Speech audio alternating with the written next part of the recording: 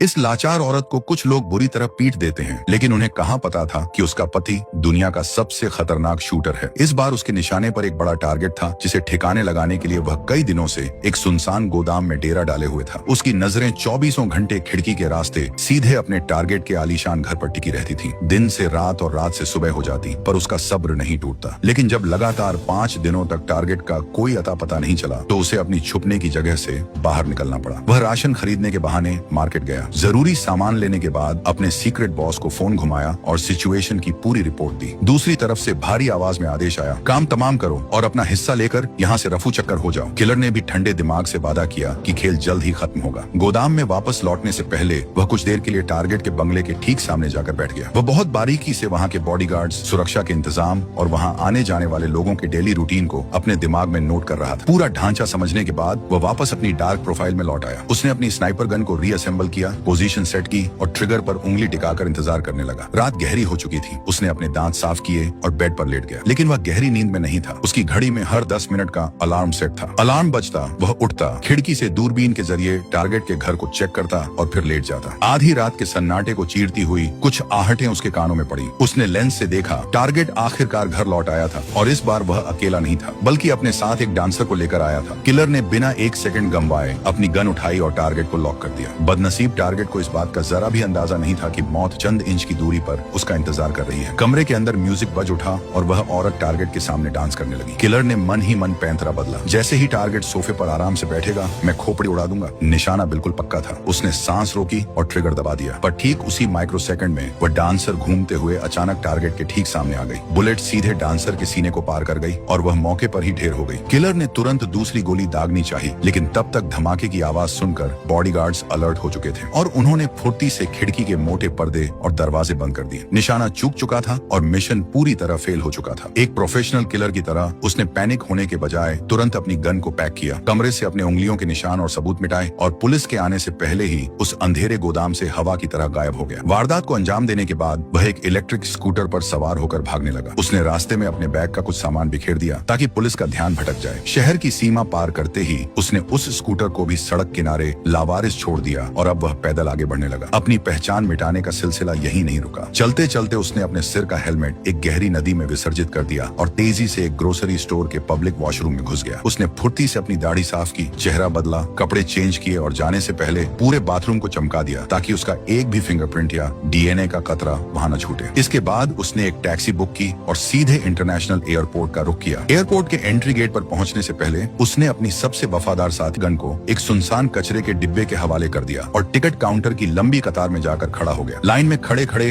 अचानक उसकी रीढ़ में एक सिहरन दौड़ गई। उसने देखा कि पुलिस का एक खोजी कुत्ता लगातार उसी की तरफ घूर रहा है। एक पल के लिए इस शातिर कातिल के चेहरे पर भी हवाइयां उड़ने लगी। पकड़े जाने के डर से वह दोबारा वॉशरूम की तरफ भागा, खुद को अच्छे से सैनिटाइज किया ताकि गन पाउडर की गंध मिट सके। वापस लौटकर उसने फेलिक्स अंगर नाम के एक फर्जी पासपोर्ट और वीजा का इस्तेमाल किया और इमिग्रेशन क्लियर कर लिया। अभी वह फ्लाइट में बोर्ड करने ही वाला था कि उसके फोन की स्क्रीन चमक उठी। उसके सीक्रेट बॉस का कॉल था। फोन उठाते ही दूसरी तरफ से गुस्से का गुबार फूटा। सारा खेल चौपट कर दिया तूने, ये क्या बकवास करके आया है वहाँ? बॉस का गुस्सा 7वें आसमान पर था। किलर ने बिना कोई सफाई दिए ठंडे दिमाग से फोन काटा, उसके टुकड़े टुकड़े किए और प्लेन के अंदर दाखिल हो गया। लेकिन मुसीबतें उसका पीछा छोड़ने का नाम नहीं ले रही थी। फ्लाइट में बैठते ही उसकी नजर एक बेहद अजीब और संदेहास्पद शख्स पर पड़ी जो लगातार उसी को नोटिस कर रहा था। किलर का छठा सेंस एक्टिव हो चुका था। जैसे ही प्लेन लैंड हुआ, उसने अपनी आगे की कनेक्टिंग फ्लाइट कैंसिल कर दी और एक नए फर्जी नाम से दूसरी टिकट बुक की। लेकिन चौकसी के दौरान उसने पाया कि वह अजीब आदमी अब भी एयरपोर्ट के वेटिंग लाउंज में मौजूद था। खतरे की घंटी बज चुकी थी। उसने आगे का सफर अगले दिन के लिए टाल दिया और शहर के एक गुमनाम होटल में कमरा ले लिया। कमरे के अंदर घुसते ही उसने किसी भी अनहोनी से बचने के लिए दरवाजे और खिड़कियों पर एक सीक्रेट जाल सेट किया और खुद हाथ में एक धारदार चाकू थामकर पूरी रात बिना पलक झपकाए बैठा रहा। उसका इरादा साफ था, जो भी दरवाजा पार करेगा सीधा मौत के घाट उतरेगा। लेकिन वह रात अजीब थी। पूरी रात सन्नाटा पसरा रहा, कोई नहीं आया। अगली सुबह वह बिना वक्त गंवाए सीधे एयरपोर्ट पहुंचा, फ्लाइट पकड़ी और आखिरकार सुरक्षित अपने मुल्क डोमिनिकन रिपब्लिक वापस लौट आया। डोमिनिकन रिपब्लिक में अपने घर पहुंचते ही किलर के कदम ठिठक गए। गेट के पास जमीन पर किसी अनजान मर्द के जूतों के निशान थे और पास ही सिगरेट का टुकड़ा पड़ा था। उसके ट्रेंड दिमाग ने तुरंत भांप लिया कि खेल बिगड़ चुका है। उसने बिना एक पल गंवाए अपनी गन लोड की और घर के अंदर दाखिल हुआ। अंदर का मंजर देखकर उसका दिल बैठ गया। फर्श पर ताजा खून के धब्बे बिखरे पड़े थे। उसने कांपते हाथों से अपनी गर्लफ्रेंड का नंबर डायल किया, लेकिन जब फोन किसी और ने उठाया तो वह पागलों की तरह अस्पताल की तरफ भागा। अस्पताल के आईसीयू वार्ड में उसकी गर्लफ्रेंड जिंदगी और मौत के बीच झूलते हुए कोमा में थी और पास ही उसका भाई बैठा था। भाई ने रोते हुए जो सच बताया उसने किलर के पैरों तले जमीन खिसका दी। उसने बताया कि एक बेरहम आदमी और एक औरत उनके घर में जबरन घुस आए थे। उनका असली टारगेट कोई और नहीं बल्कि खुद यह किलर था, लेकिन जब वह नहीं मिला तो उन्होंने उसकी गर्लफ्रेंड को अपनी हैवानियत का शिकार बना डाला। लड़की ने अपनी जान बचाने के लिए उनसे डटकर मुकाबला किया, लेकिन वे उस पर भारी पड़े। अधमरी हालत में जब वह किसी तरह वहां से बचकर भागी तो उसने देखा कि वे दोनों हमलावर एक हरे रंग की छत वाली टैक्सी में बैठकर फरार हो गए। अपनी मोहब्बत को इस हाल में देखकर उस पत्थर दिल कातिल की आंखों में आंसू आ गए। वह पूरी रात अस्पताल के उस ठंडे कमरे में अपनी गर्लफ्रेंड का हाथ थामे बैठा रहा। देर रात जब लड़की को होश आया तो उसने रोते हुए वह खौफनाक दास्तान बयां की। वे मुझे तड़पा रहे थे, टॉर्चर कर रहे थे ताकि मैं तुम्हारे ठिकाने का राज उगल दूं। मैंने सारा दर्द सह लिया लेकिन तुम्हारा सौदा नहीं किया। उसका निस्वार्थ प्यार देखकर किलर के अंदर का शैतान जाग उठा। उसने तय कर लिया कि जिसने भी यह किया है उसकी मौत अब तय है। उसी रात वह अपने घर लौटा और फर्श के नीचे छुपाए हुए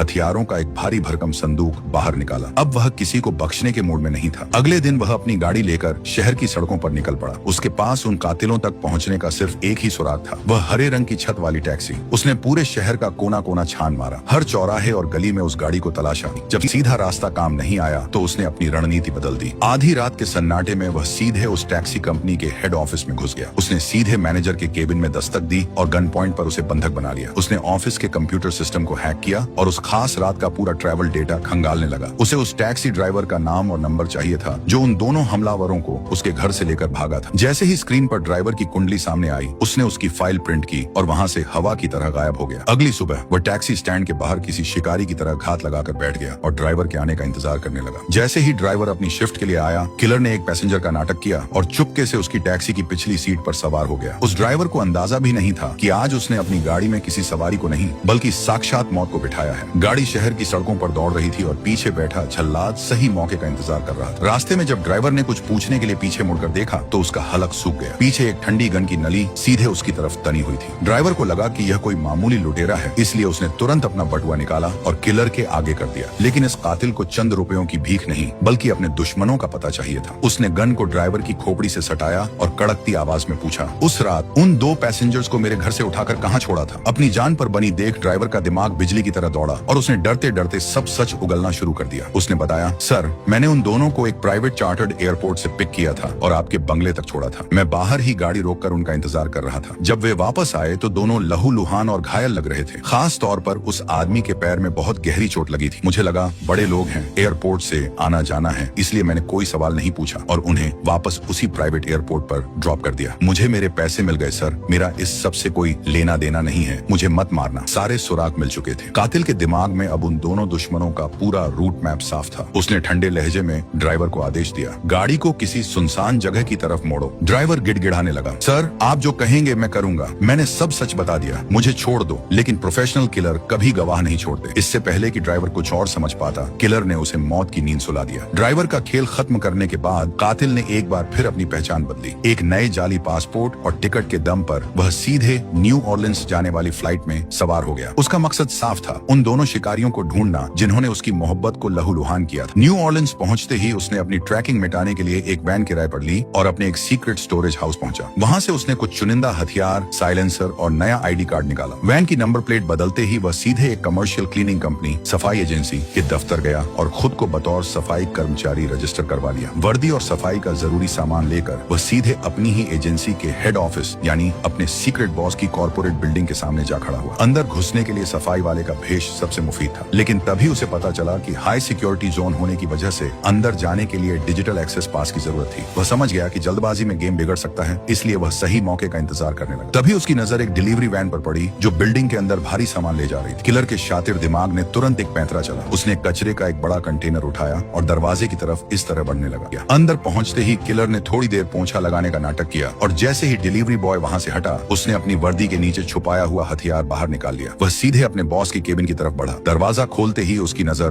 बॉस और उसकी सेक्रेटरी पर पड़ी। बिना एक सेकंड गंवाए उसने गन तान दी और सेक्रेटरी को मजबूर किया कि वह अपने ही बॉस को कुर्सी से बांध दे। उन दोनों हथियारों के नाम और ठिकाने बताओ जिन्होंने मेरे घर पर हमला किया था। मौत को सामने देख उस शातिर बॉस की घिघी बंद गई। वह गिड़गिड़ाते हुए बोला, मेरा कसम से इस सब में कोई हाथ नहीं है। तुम जिस टारगेट को पेरिस में छोड़कर भागे थे, उस क्लाइंट कस्टमर का दिमाग घूम गया है। काम अधूरा छोड़ने की वजह से वह बुरी तरह भड़का हुआ है। वे गुंडे उसी क्लाइंट ने भेजे थे। वे तुम्हें खत्म करने आए थे, लेकिन तुम घर पर नहीं मिले तो तुम्हारी गर्लफ्रेंड उनके हत्थे चढ़ गई। इसके बाद बॉस ने उसे डांटते हुए चेतावनी दी, तुम पागल हो गए हो जो यहाँ वापस आए हो। चुपचाप अपनी पहचान बदलो और अगले कुछ सालों के लिए दुनिया के किसी ऐसे कोने में गायब हो जाओ जहाँ वह क्लाइंट तुम्हें कभी ढूंढ न पाए, वरना हम सब मारे जाएंगे। कातिल के सिर पर बदले का खून सवार था। उसने बॉस की दलीलों को अनसुना कर दिया। उसकी नजर पास ही पड़ी एक भारी कील ठोकने वाली मशीन पर पड़ी। उसने मशीन उठाई और सीधे बॉस के महंगे लैपटॉप पर कुछ कीलें दाग दी। टूटती हुई स्क्रीन के साथ उसने अपनी आंखों से इशारा किया, अगर अब भी जुबान नहीं खुली तो अगली कील तुम्हारे सीने के पार होगी। लेकिन बॉस को शायद अपनी ताकत का कुछ ज्यादा ही घमंड था। उसने कातिल की इस धमकी को हल्के में लिया और तेवर दिखाते हुए बोला, जितना जानता था बता दिया, अब चुपचाप यहाँ से दफा हो जाओ वरना अंजाम अच्छा नहीं होगा। ये सुनते ही कातिल का पारा 7वें आसमान पर पहुंच गया। उसने बिना एक पल गंवाए नेल गन का ट्रिगर दबाया और सीधे बॉस की छाती पर ताबड़तोड़ कीलें ठोक दी। बॉस दर्द से कराह उठा। कातिल ने अपना फोन जेब से निकाला और उसकी आंखों में आंखें डालकर बोला, उन दोनों हमलावरों के नाम बताओ वरना एम्बुलेंस को कॉल नहीं करूंगा। तड़प तड़प कर यहीं दम तोड़ दोगे। लेकिन बात बहुत आगे निकल चुकी थी। चोट इतनी गहरी थी कि वह बूढ़ा बॉस बिना कोई राज उगले कुछ ही सेकंड में ढेर हो गया। कातिल निराश था क्योंकि उसका सुराग मिट चुका था। उसने ठंडे दिमाग से सोचा कि अब गवाह के तौर पर इस सेक्रेटरी को भी ठिकाने लगा देना चाहिए। लेकिन वह औरत बेहद चालाक थी। उसने कातिल की आंखों में मौत का इरादा भांप लिया और तुरंत एक हैरान करने वाली डील सामने रखी। वह कांपती आवाज में बोली, मैं जानती हूँ तुम मुझे जिंदा नहीं छोड़ोगे, लेकिन मेरी एक शर्त है। मेरी मौत को एक हादसा दिखाओ और मेरी लाश को ऐसी जगह छोड़ना जहाँ वह मेरे परिवार को आसानी से मिल सके। ऐसा करने से मेरे बच्चों को लाइफ इंश्योरेंस बीमा का पैसा मिल जाएगा। इसके बदले मैं तुम्हें उन दोनों कातिलों की असली पहचान और पूरा पता दूंगी। अपने बच्चों के भविष्य के लिए उस औरत की यह आखिरी ख्वाहिश देखकर कातिल इस सौदे के लिए राजी हो गया। उसने औरत की रस्सियां खोल दी और फिलहाल के लिए उसे छोड़ दिया। इसके बाद उसने बॉस की भारी लाश को एक प्लास्टिक में लपेटा, उसे उसी कचरे के बड़े कंटेनर में डाला, दफ्तर से खून के सारे निशान साफ किए और सेक्रेटरी के घर की तरफ चल पड़ा। रास्ते में मौत को इतने करीब देखकर उस औरत की हिम्मत जवाब दे गई। वह रोते हुए अपनी जान की भीख मांगने लगी, तुम जो कहोगे मैं वो करने को तैयार हूँ, प्लीज मुझे मत मारो। लेकिन कातिल के चेहरे पर कोई भाव नहीं था। जैसे ही वे उसके घर के गैराज के पास पहुंचे, औरत ने खुद को बचाने के लिए पूरी ताकत से चीखना शुरू कर दिया ताकि कोई पड़ोसी उसकी आवाज सुन सके। लेकिन उस सुनसान इलाके में उसकी आवाज सुनने वाला कोई नहीं था। कातिल ने फुर्ती से उसे दबोचा, गैराज का दरवाजा खोला और गाड़ी को अंदर कर दिया। मौत का समय करीब देखकर औरत ने आखिरकार दोनों हमलावरों का नाम उगल दिया। साथ ही उसने अपनी दराज से एक गुप्त पोस्ट कार्ड निकाला जिस पर उस असली मास्टरमाइंड क्लाइंट का पता लिखा था जिसने इस खूनी खेल का ऑर्डर दिया था। अपना सुराग हाथ लगते ही कातिल ने अपने सौदे का आखिरी हिस्सा पूरा किया। उसने बिना कोई दर्द दिए झटके से उस औरत की गर्दन मरोड़ दी और लाश को सीढ़ियों से नीचे धक्का दे दिया ताकि पुलिस को यह महज एक घरेलू एक्सीडेंट लगे और उसके मासूम बच्चों को इंश्योरेंस के पैसे मिल सके। सेक्रेटरी के घर से निकलने के बाद कातिल सीधे अपने खुफिया स्टोरेज यूनिट पहुंचा। सबूतों को पूरी तरह मिटाने के लिए उसने अपने बॉस की लाश को वहीं जलाकर खाक कर दिया। अगली सुबह उसने एक सुनसान पुल पर जाकर उस बची खुची राख को हवा के हवाले कर दिया ताकि किसी को भनक तक न लगे। उस रात उसने किराए की वैन को अंदर बाहर से अच्छी तरह साफ किया, नकली नंबर प्लेट को ठिकाने लगाया और अगले दिन उसे रेंटल कंपनी को वापस सौंप दिया। अब उसकी राहों के सारे कांटे साफ थे और उसकी मंजिल थी फ्लोरिडा, जहां उसकी गर्लफ्रेंड को टॉर्चर करने वाले दोनों शिकारी छिपे बैठे थे। फ्लोरिडा पहुंचकर उसने अपनी रणनीति बनाई। उसने तय किया कि पहले वह उस मर्द कातिल को ठिकाने लगाएगा और फिर उस औरत की बारी आएगी। उसने पोस्ट कार्ड के पते का पीछा करते हुए उस मेल किलर के ठिकाने की रेखी शुरू की। घर के बाहर कुछ लोग एक पालतू कुत्ते के साथ वक्त बिता रहे थे। कातिल की नजरें घूमते हुए अचानक उनमें से एक शख्स पर जाकर टिक गई। वह चलने में थोड़ा लंगड़ा रहा था। यह वही पैर की चोट थी जिसका जिक्र उस टैक्सी ड्राइवर ने किया था। शिकार की पहचान हो चुकी थी। पूरा दिन वह बाज की तरह घर के बाहर मंडराता रहा। शाम ढलते ही उसने देखा कि वे लोग पास के कसीनो की तरफ निकल पड़े हैं। कातिल ने साए की तरह उनका पीछा किया और कसीनो के अंदर भी उन पर पैनी नजर रखी। रात के करीब 12 बजे वह लंगड़ाता हुआ किलर आखिरकार अकेला अपने घर लौटा। बदले का काउंटडाउन शुरू हो चुका था। कातिल दबे पांव अहाते के अंदर दाखिल हुआ, लेकिन तभी रखवाले कुत्ते ने उसे देख लिया और जोर जोर से भौंकने लगा। कातिल ने तुरंत अपनी जेब से नशीली दवा, मिला हुआ गोश्त का टुकड़ा उसकी तरफ फेंक दिया। कुछ ही पलों में कुत्ता गहरी नींद सो गया। रास्ता साफ होते ही कातिल जैसे ही घर के अंदर घुसा, अचानक अंधेरे से उस लंगड़े किलर ने उस पर जानलेवा हमला कर दिया। दरअसल वह भी एक प्रोफेशनल था और उसे अच्छी तरह अंदाजा था कि पेरिस वाला शिकारी अपना बदला लेने यहाँ जरूर आएगा। दोनों के बीच हड्डियों को तोड़ देने वाली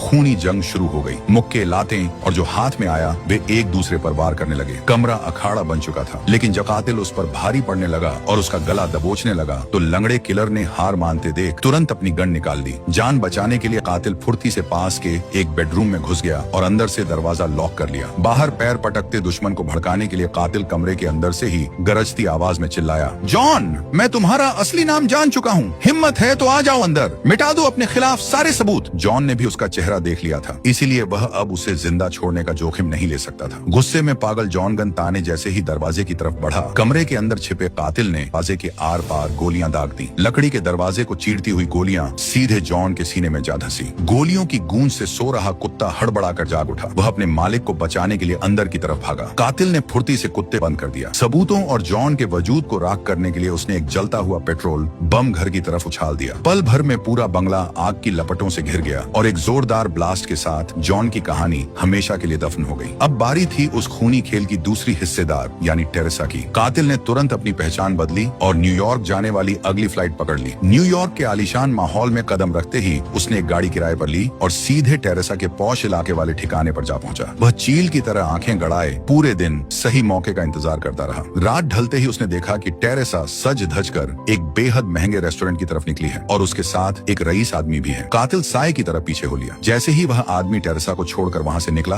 कातिल ने सीधे रेस्टोरेंट के अंदर एंट्री मारी और उसकी टेबल के सामने जाकर बैठ गया। टेरेसा ने जैसे ही उसकी ठंडी आंखों को देखा, वह भांप गई कि मौत उसके ठीक सामने टेबल पर बैठी है। घबराने के बजाय उसने वेटर को इशारा करके एक बेहद महंगी ड्रिंक ऑर्डर की और ग्लास घुमाते हुए ठंडे लहजे में पूछा, तो तुमने हमारे हैंडलर बॉस को ठिकाने लगा दिया? कातिल ने बिना कुछ बोले बस खामोशी से हाँ में अपना सिर हिला दिया। टेरेसा ने ड्रिंक की चुस्की ली और अपनी सफाई पेश करते हुए बोली, देखो, मेरा तुमसे या तुम्हारी उस लड़की से कोई निजी झगड़ा नहीं था। हम सिर्फ क्लाइंट के दिए पैसों के लिए काम कर रहे थे। सच कहूँ तो मैं खुद टॉर्चर के सख्त खिलाफ थी। मेरा काम सिर्फ तुम्हें सीधे रास्ते मौत की नींद सुलाना था। पर जब तुम अपने घर पर नहीं मिले तो मेरे उस पागल साथी जॉन ने तुम्हारी गर्लफ्रेंड पर अपना गुस्सा निकाल दिया। टेरेसा की इस चिकनी चुपड़ी बातों का कातिल पर रत्ती भर भी असर नहीं हुआ। उसने अपनी जेब में गन पर हाथ टिकाया और बर्फ जैसी ठंडी आवाज में कहा, कहानी अच्छी है पर मैं तुम्हें जिंदा नहीं छोड़ूंगा। टेरेसा समझ गई कि यहाँ तमाशा करने से कोई फायदा नहीं है। वह चुपचाप उठी और कातिल के साथ रेस्टोरेंट से बाहर एक सुनसान और अंधेरे पार्क की तरफ चल दी ताकि इस खूनी खेल का आखिरी फैसला किया जा सके। पार्क की ढलान वाली सीढ़ियां उतरते समय अचानक टेरेसा का पैर फिसला और वह लड़खड़ाकर गिर पड़ी। उसने बेबसी का नाटक करते हुए कातिल की तरफ मदद के लिए अपना हाथ बढ़ाया, लेकिन कातिल कोई नौसिखिया नहीं था। उसने उसकी आंखों में छिपा फरेब पढ़ लिया था और उसकी छाती पर गोली दाग। टेरेसा की आस्तीन के अंदर एक बेहद धारदार छुरी छिपी हुई थी। अगर वह उसकी मदद के लिए हाथ बढ़ाता तो वह छुरी सीधे कातिल के गले के पार होती। एक और शिकारी का अंत हो चुका था और सीधे शिकागो जाने वाली फ्लाइट पकड़ ली। अब उसकी गन की नली सीधे उस महा मास्टरमाइंड यानी उस क्लाइंट की तरफ मुड़ने वाली थी जिसने इस पूरे खूनी तांडव की पटकथा लिखी थी। शिकागो पहुंचकर जब कातिल ने उस क्लाइंट की कुंडली खंगाली तो उसे एहसास हुआ कि यह शिकार बाकी सबसे अलग है। वह आदमी अथाह पैसे और ऊंचे रसूख वाला एक अरबपति था जिसकी सुरक्षा को भेदना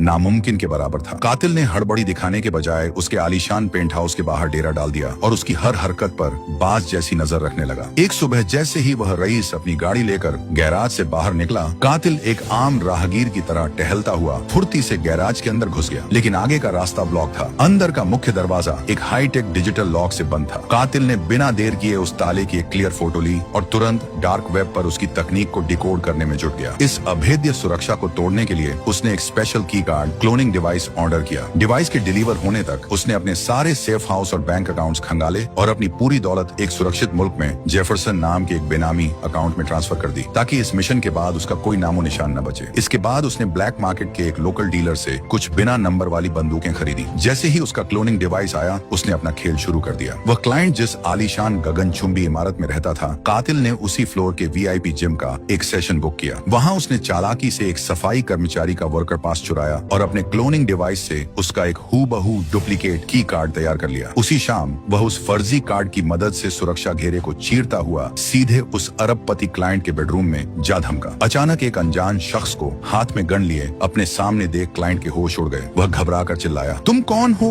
और यहाँ अंदर कैसे घुसे? कातिल को लगा कि यह अमीर आदमी सिर्फ अनजान बनने का नाटक कर रहा है। उसने जेब से वही सीक्रेट पोस्ट कार्ड निकाला और क्लाइंट के चेहरे के आगे कर दिया, जिस पर इस सुपारी का पूरा ब्यौरा था। पोस्ट कार्ड देखते ही क्लाइंट के चेहरे का रंग सफेद पड़ गया। उसे तुरंत याद आ गया कि यह वही शूटर है जो पेरिस वाले मिशन में चूक गया था। अपनी जान की भीख मांगते हुए क्लाइंट तेजी से बोला, रुको, मेरी बात सुनो, इस सब में मेरी कोई गलती नहीं है। जब तुम्हारा पेरिस वाला मिशन फेल हुआ तो मैंने सोचा कि इंसान से गलती हो जाती है और मैंने बात वहीं खत्म कर दी थी, लेकिन वो तुम्हारा हैंडलर बॉस था जिसने मुझे भड़काया। उसने कहा कि यह तुम्हारी लापरवाही है और तुम्हें जिंदा छोड़ना खतरे से खाली नहीं है। उसने मुझसे $1,500 और मांगे ताकि वह तुम्हें और तुम्हारे वजूद को हमेशा के लिए मिटा सके। ये सुनते ही कातिल के दिमाग की कड़ियां जुड़ गईं। असल में उस बूढ़े बॉस को गुस्सा इस बात का था कि उसका सबसे बेस्ट शूटर फेल कैसे हो गया। उसे डर था कि अगर पुलिस ने इस शूटर को पकड़ा तो वो खुद भी जेल जाएगा। इसलिए उस लालची बॉस ने ही इस कातिल को रास्ते से हटाने के लिए उन दो शिकारियों को उसके घर भेजा था। क्लाइंट लगातार गिड़गिड़ा रहा था, उन दोनों जल्लादों को भेजने में मेरा कोई हाथ नहीं था, सब तुम्हारे बॉस का प्लान था। कातिल ने अपनी पारखी आंखों से क्लाइंट के चेहरे को देखा। वो समझ गया कि मौत के मुहाने पर खड़ा यह अमीर आदमी झूठ नहीं बोल रहा है। कुछ पलों के ठंडे सन्नाटे के बाद कातिल ने अपनी गन नीचे की, लेकिन जाने से पहले उसने क्लाइंट के कान के पास बर्फ जैसी ठंडी आवाज में चेतावनी दी, आज के बाद अगर दुनिया के किसी भी कोने में मेरी पहचान उजागर हुई तो अगली बार मैं बात करने नहीं आऊंगा। खौफ से कांपते हुए क्लाइंट ने हाँ में सिर हिला दिया। सारे हिसाब किताब छुकता हो चुके थे, नफरत की आग शांत हो चुकी थी। कातिल वहां से चुपचाप निकला और सीधे अपने मुल्क डोमिनिकन रिपब्लिक वापस लौट आया। घर पहुंचकर उसने देखा कि उसकी गर्लफ्रेंड अब पहले से काफी बेहतर थी और कोमा से बाहर आ चुकी थी। उसने अपनी जिंदगी की आखिरी गन को हमेशा के लिए जमीन में दफन कर दिया। खून और बारूद के उस काले रास्ते को छोड़कर वह अब अपनी प्रेमिका के साथ एक बेहद शांत और आम इंसान की तरह जिंदगी गुजारने लगा। अगर आपको ये कहानी अच्छी लगी हो तो चैनल को सब्सक्राइब कर लीजिए।